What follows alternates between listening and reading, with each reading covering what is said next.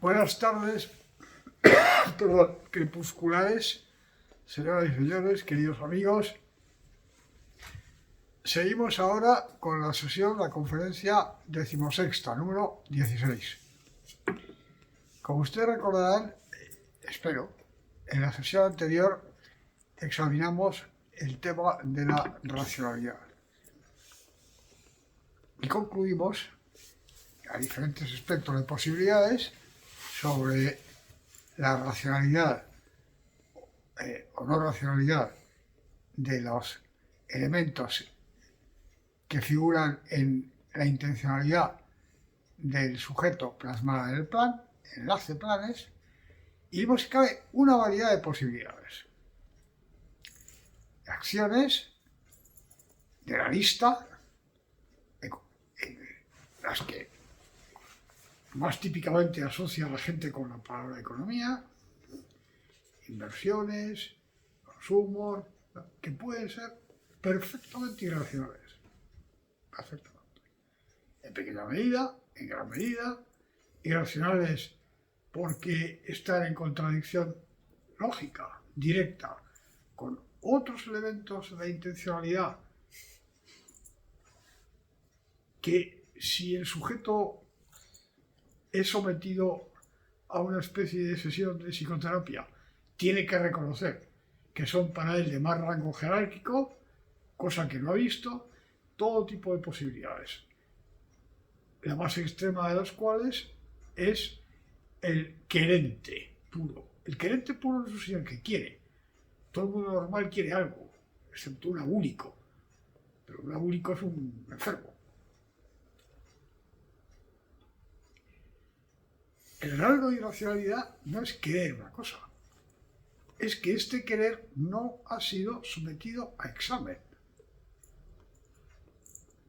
Porque querer, podemos querer cantidad de cosas, pero hay que someterlas a examen. A examen general que incluye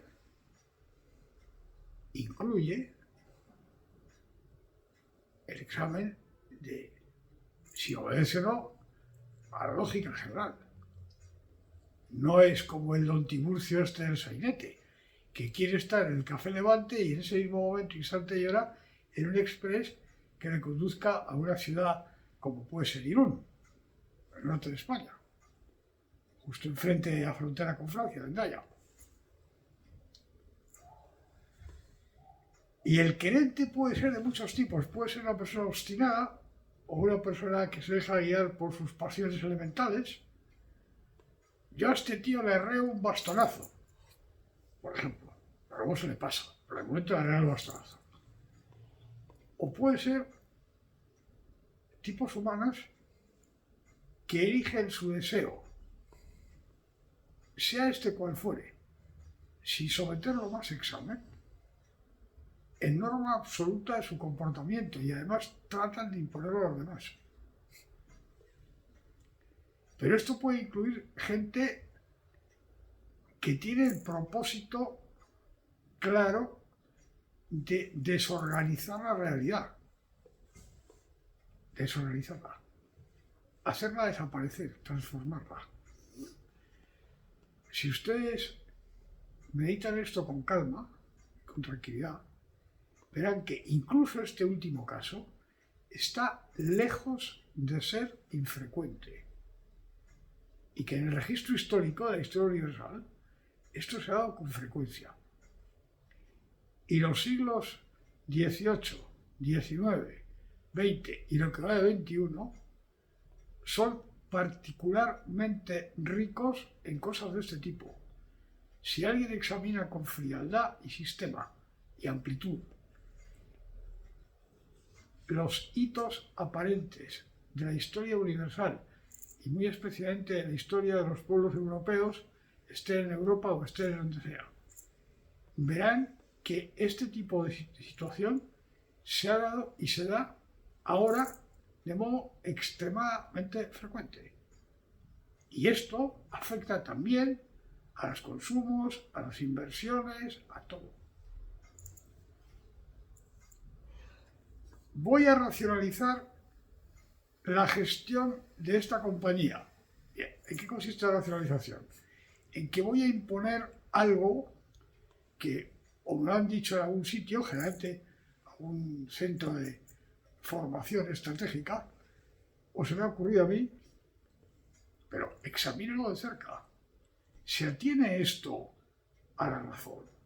¿Se atiene esto al examen pausado de la realidad? No se atiene. Y como consecuencia, quiebra la compañía.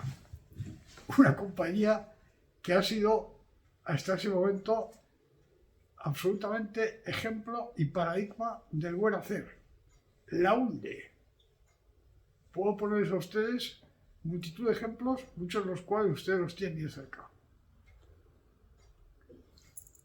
Ha impuesto su querencia. Tiene que ser así, pero vamos a ver, ¿cómo que tiene que ser así? Sí, porque el sistema de incentivos por resultados, que yo determino los resultados, es mucho mejor que el de una estabilidad y una seguridad de planeación. Nada. A este le voy a dar $1.000.000 de bonus si consigue tal cosa. Pero usted ha examinado eso realmente. Al cabo de 5 años no queda ni el nombre de la compañía. La compañía dedicada a una actividad absolutamente dentro del más puro espíritu mercantil.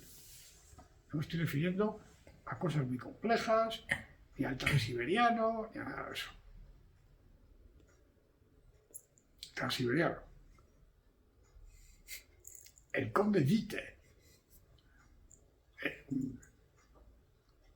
un ruso báltico, apellido alemán, gran ministro, fue uno de los que planeó el transiberiano con objetivos perfectamente coherentes y perfectamente realizables. Se proponía varias cosas a la vez. Todas ellas eran perfectamente racionales. El transiberiano sigue, que yo sepa. Ahí lo tienen ustedes. Este sí sometía a razón. Por ejemplo, bueno, si la administración imperial rusa hubiese hecho más caso a Witte, se hubiese ahorrado Rusia muchísimas penalidades. Bien, así que el querente no es que es un querente que quiere, todo el mundo quiere todo lo normal. Es no someter, o peor todavía, querer subvertir la razón. Esa especie de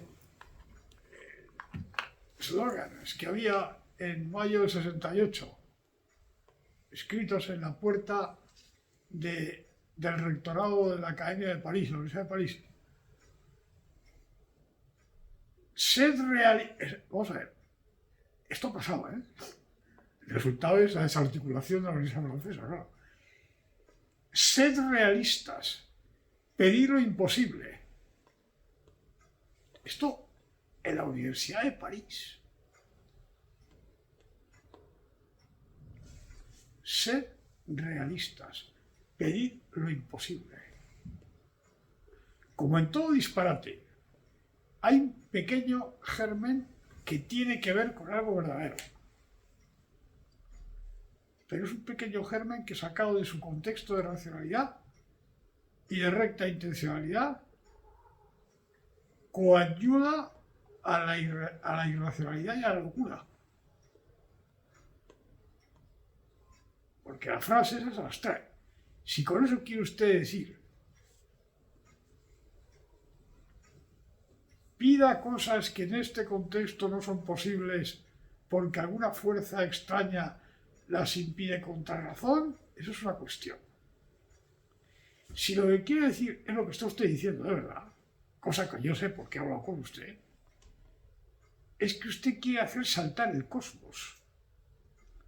Usted quiere alterar cualquier elemento constitutivo de la realidad. Eso es otra cuestión. Esto ha sido frecuente. Señoras y señores, miren el su ordenador. Bien, se archiva esto, se guarda y seguimos la navegación.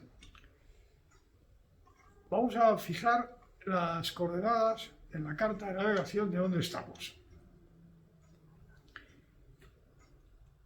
Nos habíamos propuesto, utilizando todos los resultados y formalismo general de lo que habíamos visto en 1 romano A, enfocarlo ahora en relación con economía. Y a tal efecto, nos hemos preguntado qué era eso de economía, y hemos seguido todo el camino, y habíamos empezado con, vamos a ver qué parte de la acción personal cae bajo la jurisdicción de economía, a ver si podemos sacar algo en limpio. Pues sacamos en limpio hasta ahora unas cuantas cosas, entre otras que efectivamente esa larguísima lista de cosas que caen bajo la jurisdicción de económico, tan larga que comprende prácticamente todo el contenido de la acción, tiene sentido que esté ahí, no es un rompecabezas, polo de significado 2, y además se organiza perfectamente en el polo de significado 1, propiedades, sistema, en relación con entradas al y salidas del. Admirable armonía. Como por otra parte habíamos visto que el mundo de lo que tiene precio, etc., no forma un espacio autónomo ni autorreferido, en absoluto, en contra de lo que se cree o se hace creer con frecuencia. No hay una cosa separada que tiene alguna relación, pero que no hay tal cosa. Es un espejismo.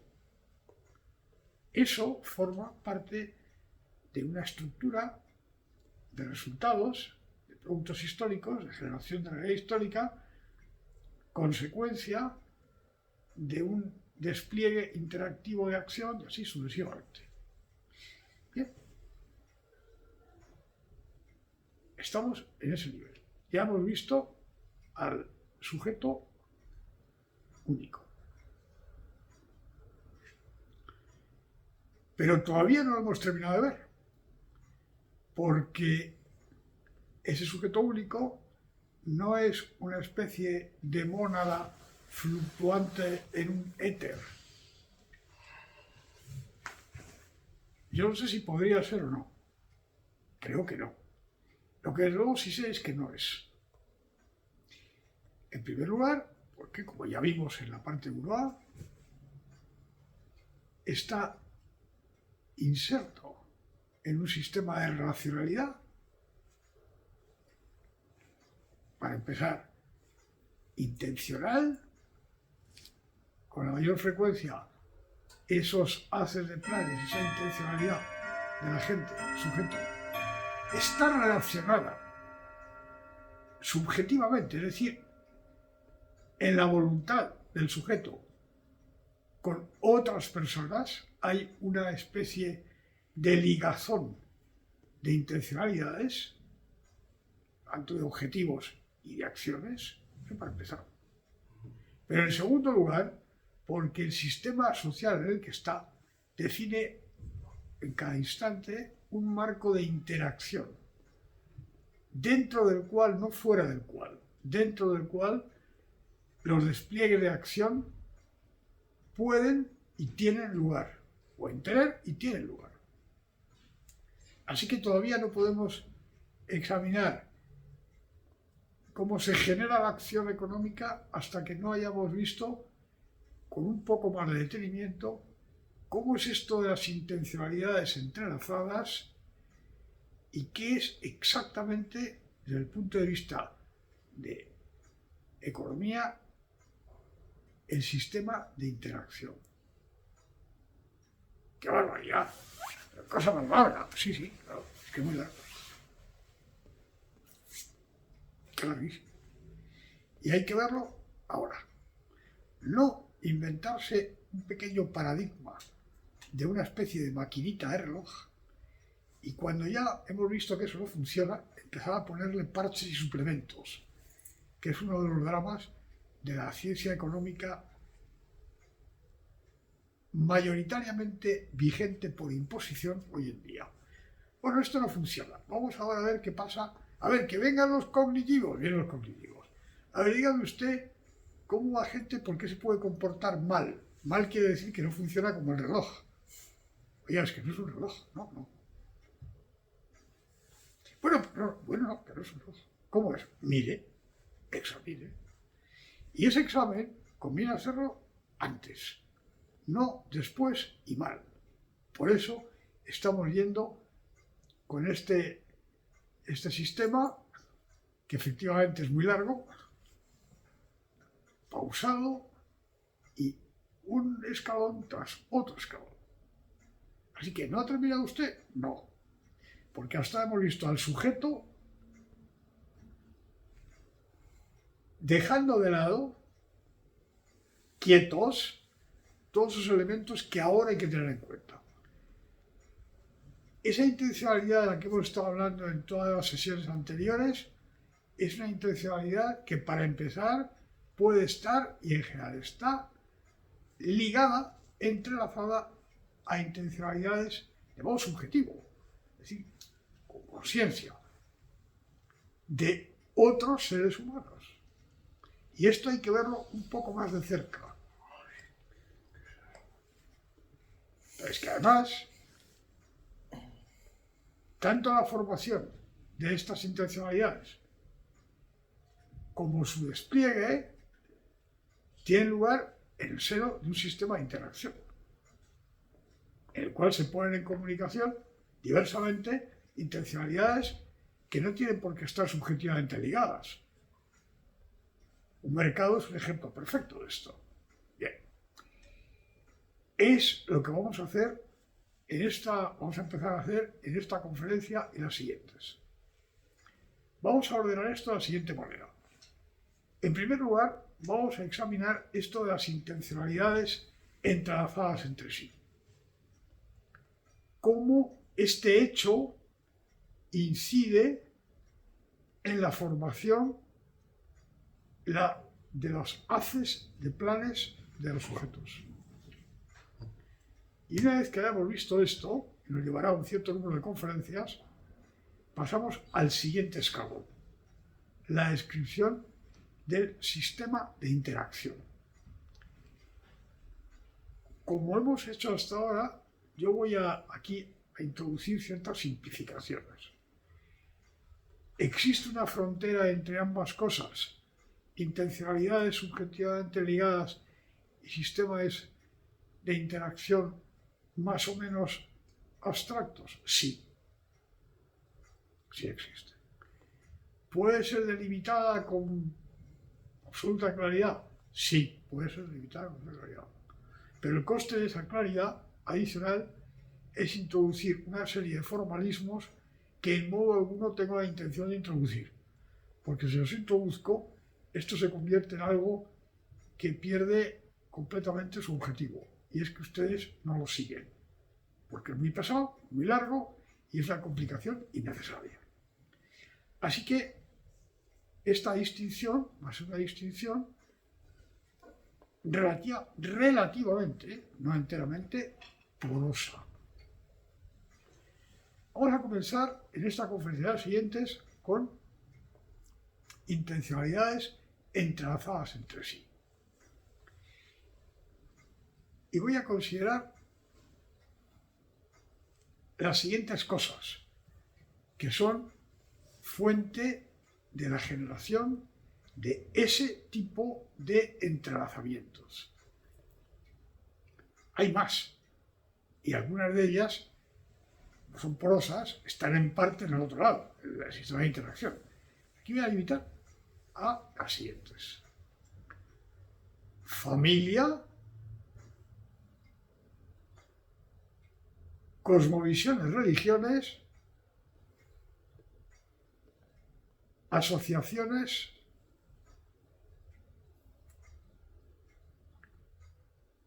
y organización de la actividad, empresas, trabajos, cosas de ese tipo, esas cosas, una tras otra. Vamos a ver una tras otra. Y cuando hayamos visto las cuatro, por ejemplo, vamos a ver cómo se coordinan, cómo se relacionan entre sí. Comencemos con una observación previa. Perdón. Como hemos visto en la parte 1A, es perfectamente posible, entra perfectamente dentro de la posibilidad del sujeto proyectivo el que los objetivos de acción de un ser humano se refieran a otras personas. Es perfectamente posible. Y además sucede continuamente, como vamos a ver. Pero esto admite modalidades muy diversas. Muy diversas. Yo quiero, por ejemplo, cuidar de mi familia. O quiero contribuir a tal fin que afecta a otras personas con otras personas que se proponen el mismo fin. Por ejemplo, voy a difundir la cultura. O voy a ocuparme de los menesterosos. O voy a promover, qué sé yo, la música de arpa, cualquier cosa.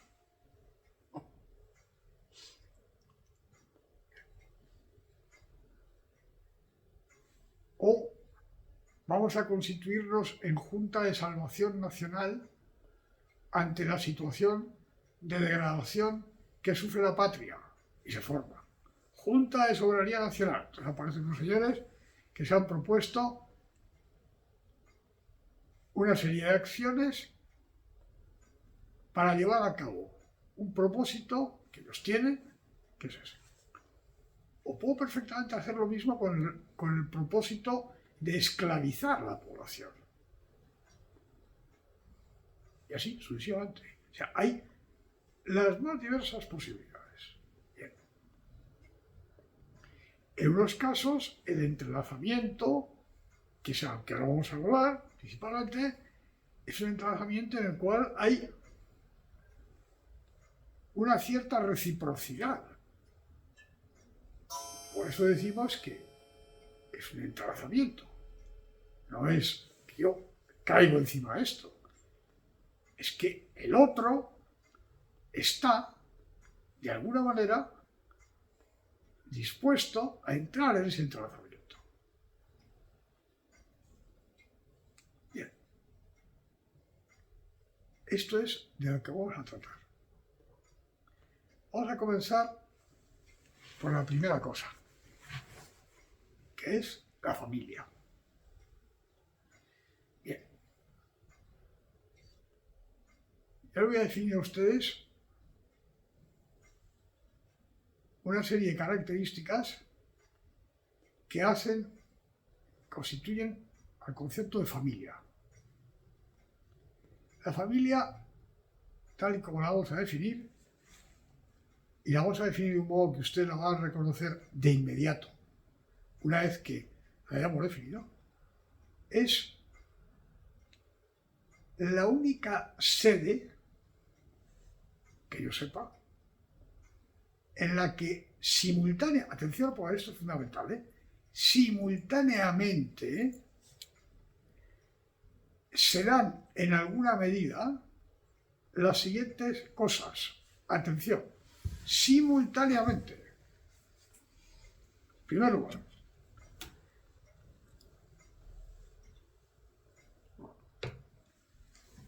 una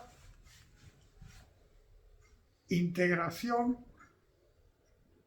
entre mujer y varón cuasi completa, afectiva, sexual, de comunidad de vida, entre mujer y varón. Porque resulta que solo ese par, dos sexos distintos, solo ese par tiene la propiedad de constituir un par absolutamente complementario, no en un sentido de complemento sin más, sino de complementariedad necesaria. Esto es un hecho indiscutible. No puedo decir que le gusta más o que le gusta menos, o es así. La mujer y el varón tienen unas características que los hacen, en general, necesariamente complementarios. Complementarios en el sentido de que el pleno funcionamiento requiere la cointegración de los dos sexos. En primer lugar, primera característica, lugar donde tiene, por común, tiene lugar donde pasa efectivamente esa integración de una manera plena o más o menos plena y estable. Segundo, es el lugar donde se nace. Donde se nace. Bien. Tercer lugar, tercer elemento. Es el lugar en el que el nuevo ser recibe los elementos de todo tipo que van a constituir una parte fundamental de su ser. Temperamento, personalidad, carácter, todas estas etiquetas, todas ellas llevan el sentido que usa la psicología. Ahí. Siguiente.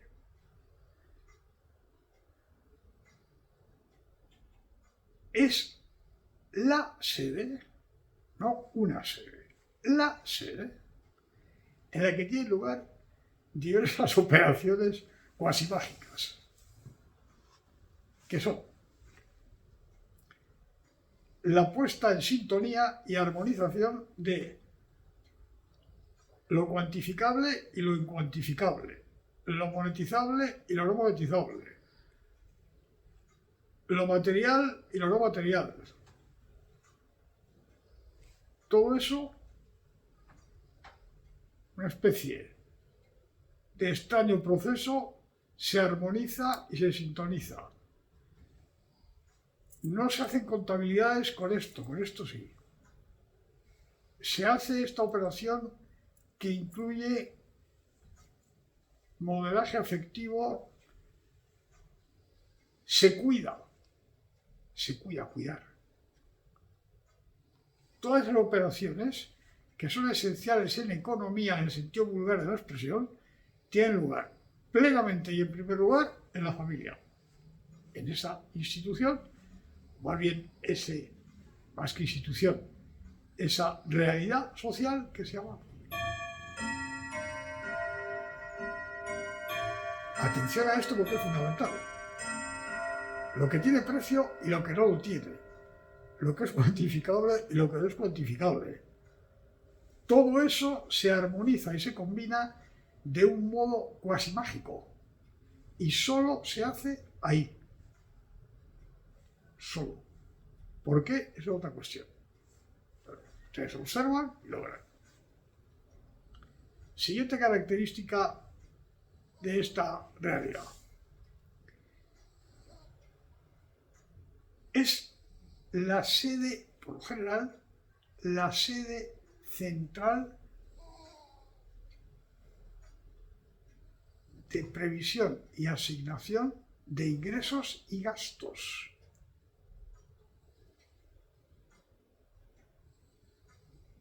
Ingresos en dinero y gastos. Eso no. Y por consiguiente, de constitución de ahorro y de previsión del porvenir intergeneracional.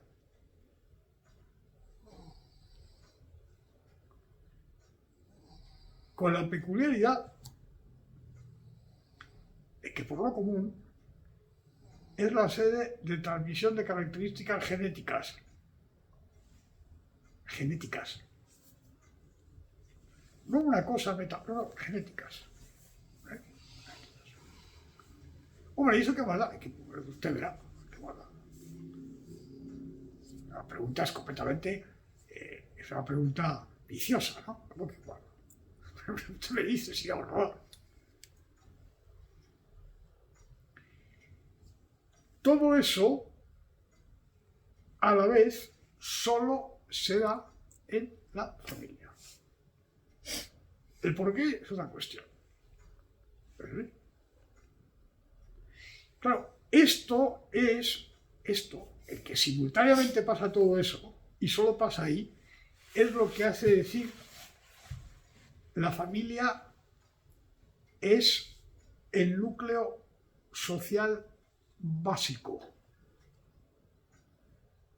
Es la célula fundamental de socialidad, pero además de socialidad intertemporal, intergeneracional. Esto con entera independencia de que a usted le guste eso, de que usted prefiera ser un misógino o que usted desee recluirse en una ermita en mitad del bosque, o que usted sea un libertino y se dedique en fin, a perseguir a todas las señoras que se encuentran por el camino, hoy Conchita, mañana Margarita. Digo esto para no herir susceptibilidades femeninas, porque también se hace desde el punto de vista de las señoras, ¿no? Por lo visto. Entonces, con la independencia. Y con la independencia hay cualquier de otras cosas que vamos a ver después. Esto es un hecho. Es la célula fundamental de la convivencia social. Fíjense ustedes, queridos amigos, que es la conjunción sistémica, porque si lo analizan, verán que todos esos datos, todos esos elementos, más que datos, están relacionados entre sí de un modo sistémico. Es decir, que hay una cierta relación de cooperatividad, cooperación entre todos ellos. Como fruto de esa convivencia asidua y plena o cuasi plena de mujer y varón, y pido por mujer, voy a empezar por varón, pero pido por mujer porque sea la circunstancia que en este asunto de la familia, la mujer, por razones en las que ahora no voy a entrar, indudablemente es un elemento fundamental. Es decir, la contribución de la mujer y la del varón a la familia no son lo mismo y no son equivalentes y no son ponderables, no, y no son simétricas, no. Podrían serlo, no lo sé, pero no son. La función de la mujer y la del varón son distintas y una pide la otra. Bueno, pues en todo este asunto, la función de la mujer tiene un carácter de condición de posibilidad previa y plena. Esto no es una especie de, en fin, disertación poética de exaltación a la mujer, cosa que por cierto está muy acreditada en las literaturas nuestras. No, es un hecho frío. Es así. Por eso digo mujer y varón. Ustedes verán que esa cohabitación, que cuando todo está bien y todo funciona bien y todas las cosas, es prácticamente una unión de intencionalidades general y proyectiva. Normalmente de eso suele surgir vida humana. Pero no una vida humana cualquiera, no. Una vida humana que tiene una relación directa con el pasado de ambos participantes. E inmediatamente se ponen en marcha todo el resto de las cosas. Bueno, esto, señoras y señores, es la familia.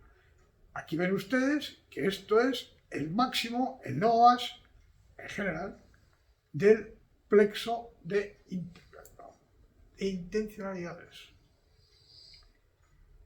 ¿Son simétricas? No.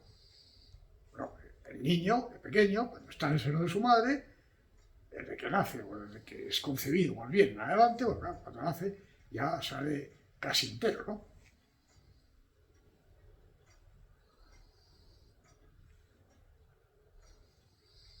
Ese ser humano, nuevo, no actúa de un modo simétrico, pero actúa, funciona. La mujer y el varón no actúan de un modo simétrico. Un niño de 12 años puede desear vivamente hacer todo tipo de cosas que sus padres dicen que no haga. Y si puede, las hace. A menos que el niño sea un niño adornado de singulares virtudes, cosa que también pasa, y entonces lo haga. Puede incluso estar en profundo desacuerdo, mayor, ¿verdad? 18 años, con algunas de las cosas que suceden en su casa o que dicen sus padres. Por supuesto. Pero en condiciones normales de funcionamiento hay un ajuste. Y esto puede incluir, y frecuentemente incluye, un comportamiento asimétrico por parte de los padres. El papá muy frecuentemente estaría deseando darle una patada, le voy a decir más fuerte para que suene mejor en el ipurdi, o culo en castellano, al nene Alvarito y decirle una serie de cosas. Sin embargo, según sea el papá, evidentemente, piensa que tiene que aguantar algunas cosas, otras no. Porque sabe que el desarrollo normal de Alvarito va a pasar por esas fases. No digamos nada a las chicas. Eso sí que es material complejo.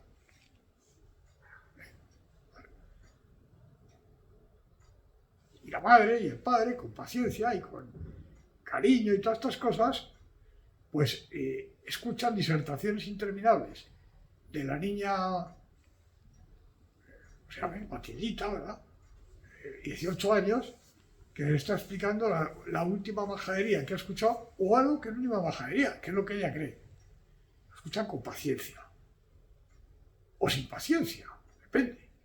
Pero no es un do ut des. No es tú me das y yo te doy. La reciprocidad es de otra índole distinta. Y tiene que ver con esa complejidad sistémica de todo lo que he dicho. Eso es el primer elemento de generación de relaciones de trabazón entre intencionalidades. Por las razones que hemos visto.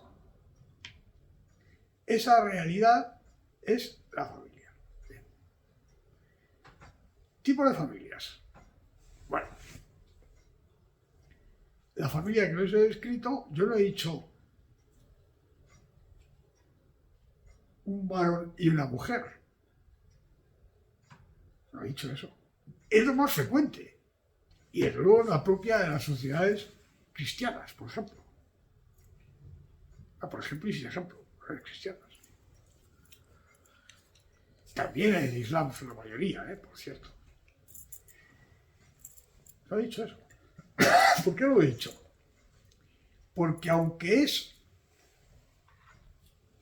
obviamente, lo más perfecto en un sentido analítico, y es a lo que estamos acostumbrados y lo que ha constituido nuestra civilización, puede, en cierto modo, darse con otro sistema de familia. Por ejemplo, un señor casado con varias señoras. ¿Funciona? Depende. O una señora con varios varones. Esto es bastante más raro. ¿Pero será? Sí. Sí. ¿En dónde? Pues en varios sitios. Por ejemplo, un sitio exótico era el Tíbet, el estado tibetano, donde era posible que una chica se casase con varios varones. Había un montón de restricciones, es decir, vamos a ver, esto no era así. Exactamente, era así, pero dentro de unas regulaciones severamente administradas por el Estado laborista. Yo no sé, lo ignoro, si esto, una vez que se ha destruido el Tíbet por obra y gracia de la República Popular China, eficazmente ayudada por las diversas instancias internacionales,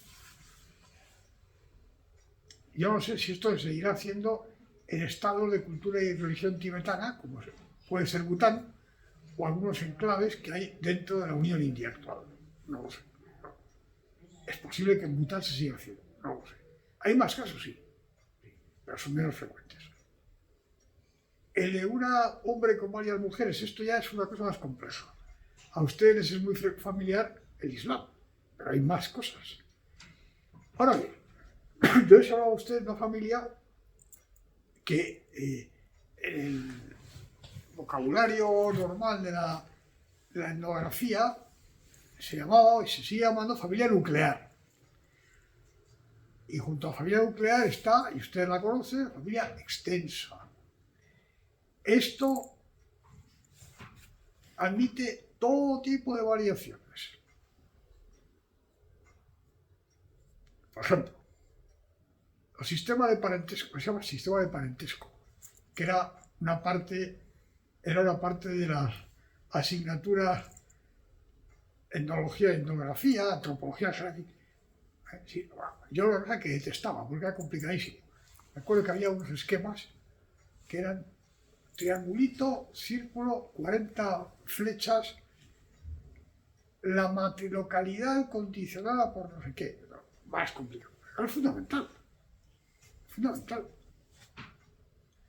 No, es que el que tiene autoridad efectiva sobre los niños no es el padre del niño para esto, sino que es el hermano mayor de su mujer. ¿Ah?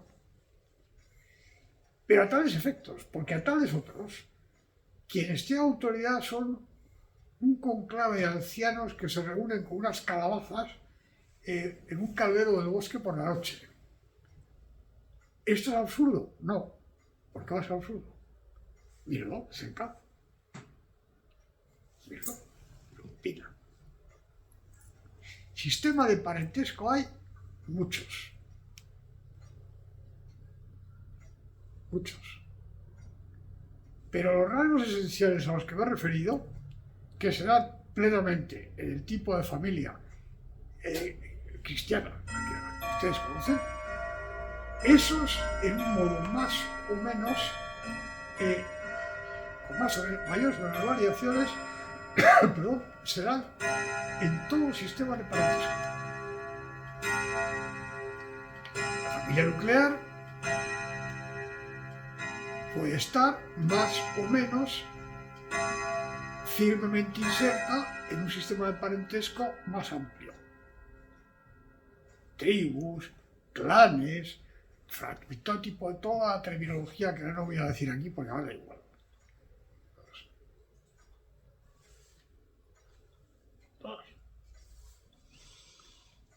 Las ciudades griegas, la ciudad de Roma, estaban constituidas sobre agrupaciones de ese tipo, al principio. La Meca, época de Mahoma. Mahoma pertenecía a un clan. Uno. ¿Era irrelevante? No. No. todos eran árabes. Es decir, que no es que había ahí un noruego, una señorita de Guadalajara, no, eran todos árabes, semitas y árabes, todos. Sin excepción. Podía haber algún judío, alguna cosa rara, pero no contaban. Pero estaban divididos en el sistema de familia extensa. Pero eso pasa hoy en día, sin duda. Bien. El hecho central es que la sede en la que tienen lugar simultáneamente en mayor o menor medida todas las cosas que he dicho es la familia. Ahí tiene su origen la vida social. Fíjense ustedes, y con esto concluimos por hoy, fíjense ustedes, si cogen el catálogo de rasgos que les he dicho, verán ustedes qué admirable cofunción de unos con otros. Qué cosa tan extremadamente compleja y delicada.